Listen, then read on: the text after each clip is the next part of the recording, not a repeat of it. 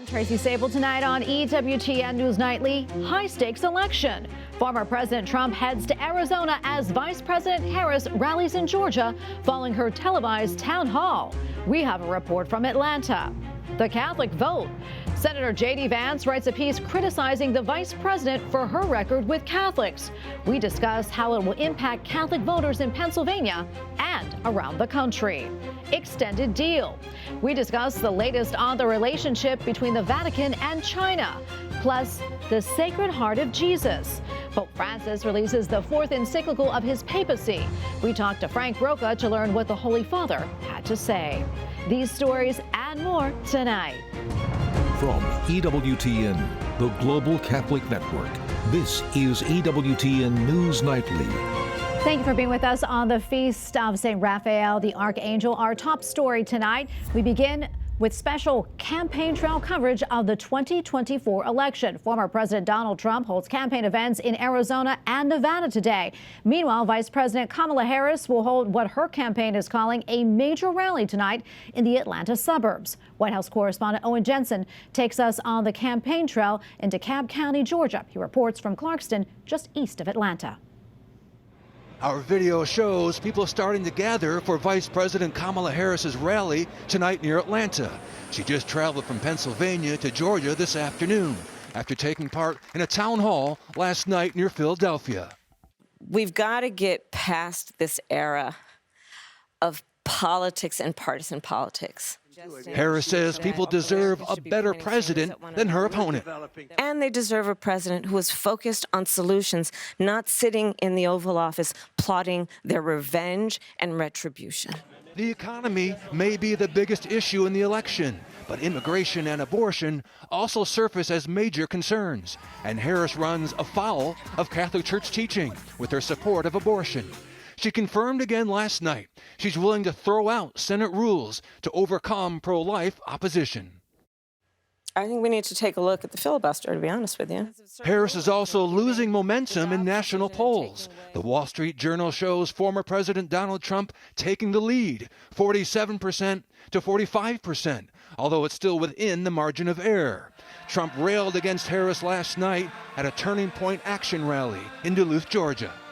This election is a choice between whether we will have 4 more years of incompetence, failure, and disaster, or whether we will begin the 4 greatest years in the history of our country. Still, Democrats lined up early this afternoon for a chance to see Harris's rally tonight. We asked them what issues they're most concerned about. For me personally, mostly I feel like economic issues are probably my biggest concern. And that was Owen Jensen reporting for us tonight from just outside of Atlanta. Well, as the campaign enters its final stretch, high importance is being placed on the Catholic vote, specifically in the crucial swing state of Pennsylvania. The Pennsylvania Catholic Conference released numbers in 2020 showing 23% of the population as Catholic. That amounts to more than 3 million people of the state's estimated 13 million citizens. This comes as Republican vice presidential nominee J.D. Vance, a practicing Catholic, wrote a recent article in the Pittsburgh Post-Gazette criticizing Vice President Kamala Harris and her record with Catholics. Pennsylvania is a state that President Biden won in 2020 by around 80,000 votes, partially due to his Catholic roots in Scranton. And some experts believe whichever way the Catholic vote leans in this pivotal swing state, it could determine the outcome in this presidential election.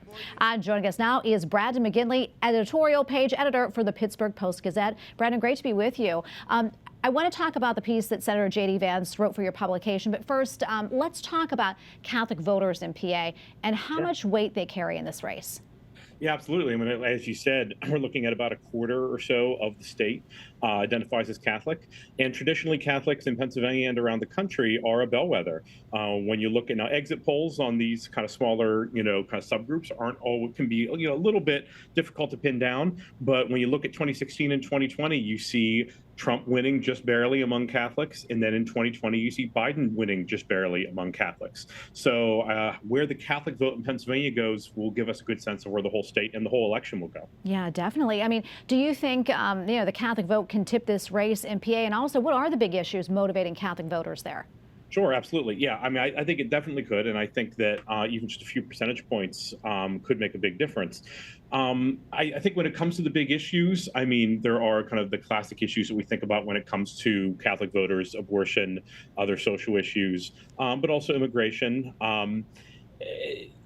Over the years, the issues that motivate Catholic voters have somewhat converged with the general population. One thing that I think we're seeing, though, is that the Trump-Vance campaign, both in the piece that we ran today and in other statements that have come out and other pieces that have been published, seems to think that if they can motivate Catholic voters with the idea that that Kamala Harris is actively hostile to the church, that might kind of shake some voters out of complacency. Yeah, talk to us a little bit more about that article that J.D. Vance wrote for you. Sure, and it's not my job to vouch for it, but I can say that he represents views that I'm certainly very familiar with among Catholics when it comes to Kamala Harris's history, with regard to, for instance, criticizing a judicial nominee for being a member of the Knights of Columbus. I think there's no question that through her history, Ms. Harris hasn't always been, I would say, hasn't always really understood the importance of Catholics as Catholics when it comes to voters. And I think that the Trump-Vance campaign sees that as an opportunity for them. Brennan, not a whole lot of time left, but what are you Sure. seeing there, on the ground as far as the Catholic vote? Which way are they swaying between the two candidates? It's hard to say. I mean, you see Catholics for Kamala signs on some homes, and you also see, in neighborhoods that I know of a significant Catholic population, lots of Trump signs. So it's hard to say. I do think, though, that there is a sense among especially mass-going Catholics that as the culture and America's political culture seems to be becoming more and more hostile to them, they may be open to options on the right that they weren't in the past. So it would not shock me if Trump did rather well in the Pittsburgh area among Catholics. All right, Brennan, thank you so much for coming on. Always appreciate it. God bless. Thank you. Goodbye. Well, since the start of Joe Biden's presidency, millions of illegal migrants have entered the United States. Some have settled in large metropolitan cities like New York and Los Angeles. However, it is in the smaller towns and cities that experts say are draining resources. Lawmakers got an earful from officials in one small Wisconsin town. Capitol Hill correspondent Eric Rosales has that story. Good evening, Tracy. Members of the House Judiciary Committee held a field hearing near Whitewater, Wisconsin, a town of some 16,000 that's been overwhelmed by more than 1,000 migrants who've arrived since 2022.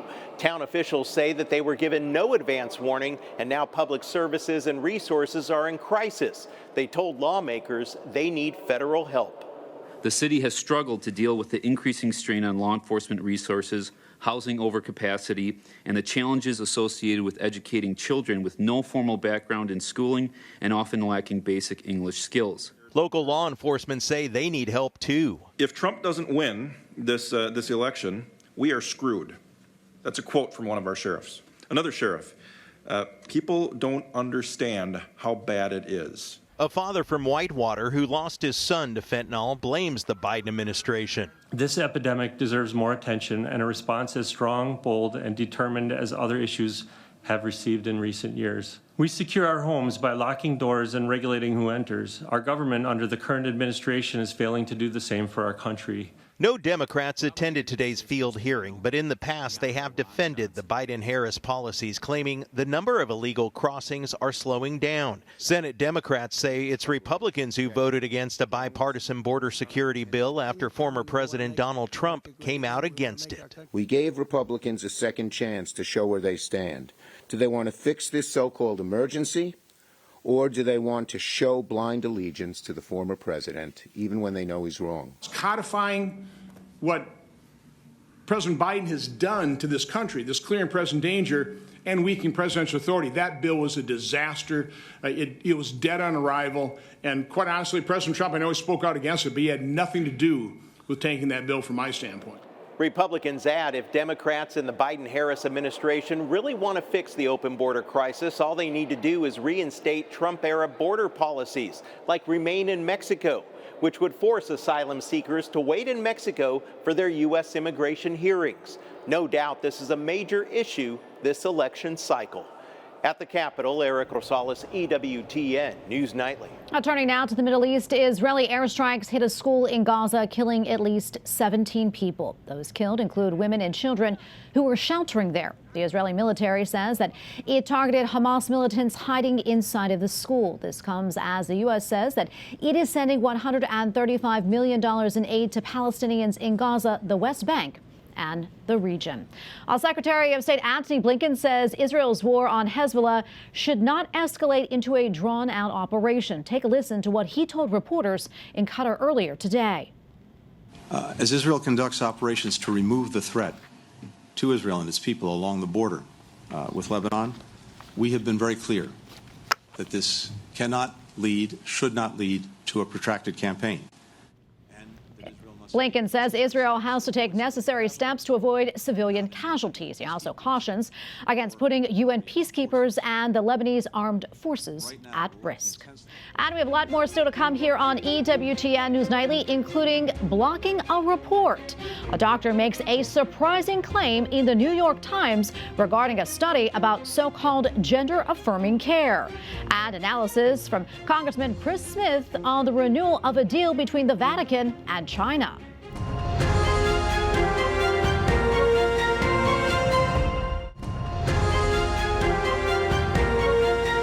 Welcome back. A doctor says she deliberately withheld publication of a nearly $10 million taxpayer-funded study on the effects of puberty blockers on American children. She says that she did so because the probe found the so-called treatments do not improve patients' mental health.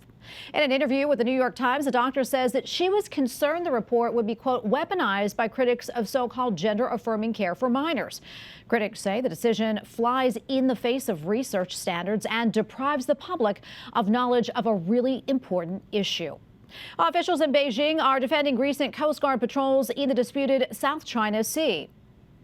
中国的海警船系依据国际法和国内法，在中国管辖的海 Beijing says that 域 its ships follow all international laws. This comes after Indonesia says that it drove away a Chinese vessel in a disputed area of the South China Sea for the second time in 4 days. Chinese ships have regularly entered the area, fueling tensions between the countries. And staying in China, where officials say they recently renewed a deal with the Vatican over the appointment of bishops in the communist country is being done in, quote, a constructive spirit. Officials also say the accord was led an improvement of relations between Beijing and the Holy See. The extension announced earlier this week is the third since the original deal was signed back in 2018. This comes as the Hudson Institute says at least 10 Catholic bishops approved by the Vatican are either in indefinite detention, have disappeared, or have been forced out of their posts or are under open-ended investigation by police. And for analysis, we turn now to Congressman Chris Smith, Republican from New Jersey and chairman of the Congressional Executive Commission on China. Congressman Smith, great to be with you again. Thank you so much for coming on. Thank you, Tracy. Thanks absolutely. We appreciate it. First off, what more do you know about the bishops in China? The Hudson Institute says they are being detained, investigated, or they disappeared. Yeah, Nina Shea did an excellent piece on the at least 10 bishops who have been detained and really harassed, house arrest and worse. And one of those bishops that is mentioned, I met with in 1994, Bishop Xu of Baoding Province, and he has gone missing. He would be very elderly today, 92, but he was an amazing man of God who had no malice towards the Chinese government, and yet they persecuted him with nothing but hatred and venom. And unfortunately, they thinly disguise it now. They look like they're entering into a dialogue with the Vatican. The Chinese Communist Party is trying to co-opt the church, especially through synodization, where everything that the church does has to comport with the dictates of Xi Jinping, the dictator of China, including the non-teaching of children about faith. Yeah. It's just incredible. You can't conform to the world like that and be true to the calling of our Lord and Savior, Jesus Christ. Yeah, and you do so much work on China. Of course, we know you're a practicing Catholic as well. How do you balance the Vatican seeking improved relations with China with another renewal of a 4-year deal on the appointment of bishops? Is this the best way for outreach with a communist country? No, even when it was under discussion, I had contacted the Vatican, talked to high officials and said, please don't go down that route. You got to understand the malevolence of Xi Jinping and his absolute hatred of faith and of God. And he's doing this so he can control the church and not the other way around. So I think it's a colossal mistake. It'll be seen as so as we look back in history in years to come. And again, so many faithful people, including priests, bishops, nuns, and others who do not want to pledge their fidelity to the Chinese Communist Party are being coerced into doing so under pain of prison. And the Vatican should in no way be complicit in that. Plus, it also stifles the Vatican's voice, which is very powerful on all other human rights issues. I have a bill that passed the House almost unanimously about forced organ harvesting, where they target people of faith, primarily Falun Gong practitioners and Uyghurs from Xinjiang. They kill these 27-year-olds, average age, to take their organs. I've been shouting from the rooftops. Where's the Vatican on that? They need to speak out on religious freedom, forced abortion, and all of the coercion involved in their ongoing population control program, and all the other human rights abuses for which they are flagrantly just getting worse. I can't go to China today. I'm barred by the Chinese Communist Party because I've held so many hearings and raised these issues. The Vatican should be doing the same. Representative Smith, we have probably 30 seconds left or so, but I quickly want to pivot to something closer to home. Earlier this week, the Biden administration proposed a new rule on contraception, which would allow millions of people on private health insurance to get free birth control, such as condoms, birth control pills, or the morning after pill from local storefronts without a prescription. I want to get your thoughts on that and the impact this could have on the faithful. Well, I do think there needs to be a much greater focus on deleterious effects of some of these things, including the morning after pill, because it's such a heavy dose of hormone that it has on young people in particular. We are talking about potentially a catastrophic impact on the health and well-being of young women, and it is not being studied. We saw it even with RU46 when both Obama, first Clinton, then Obama, and then Biden, didn't even require reporting of adverse events when a woman got very, very sick or bled profusely or died as a result of the so-called abortion pill. You can't cover this stuff up. And unfortunately, there's far too many people in this administration, and of course includes Harris, that want to cover every bit of it up and say that it's benign and has no possible negative effects health-wise. Congressman Smith, always good to be with you. Thank you so much for weighing in. We appreciate it. God bless you. Thank you. A church leader from Indonesia says that he will not be elevated to a cardinal at a Vatican ceremony in December. Bishop Pascalis Bruno Skyher says that he wants to, quote, grow in priestly life first. The 62-year-old says the Vatican accepted his request. The consistory for nearly 24 new cardinals is set to be held on December 7th. Up next on EWTN News Nightly, a groundbreaking discovery for the faithful. What a team of researchers found in Armenia. Plus, no beating this heart. Learn more about the Holy Father's new encyclical on the love Christ has for all of us.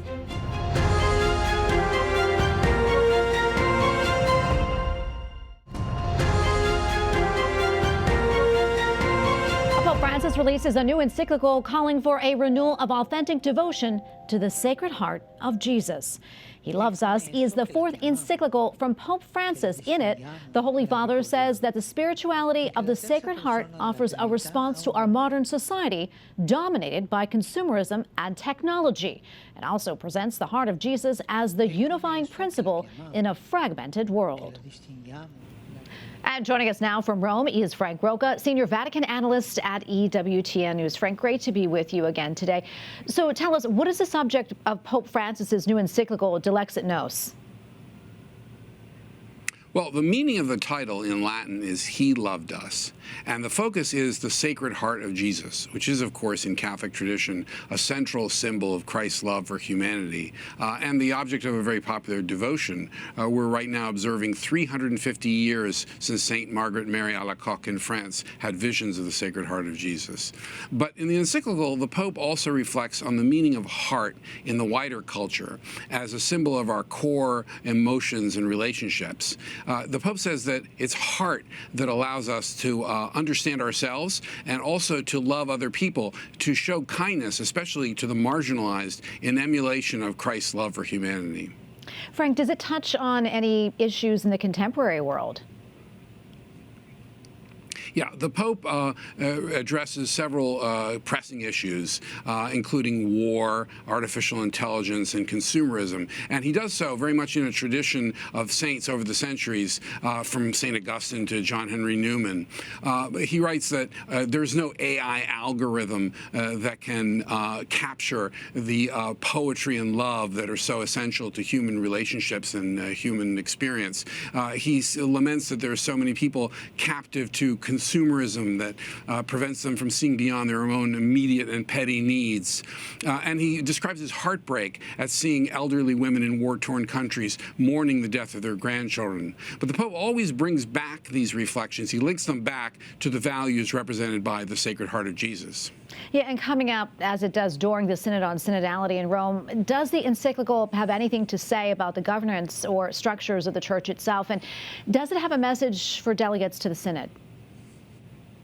Well, yeah, the Pope's words are broadly relevant to current debates in the Church between conservatives and progressives. The Pope warns against attachment to outdated structures that he says can lead to fanaticism and rigidity.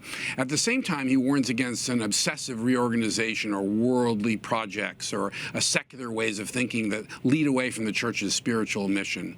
So the Pope is warning both conservatives and progressives against focusing on structures and ideologies instead of the goals of compassion and unity in the Church.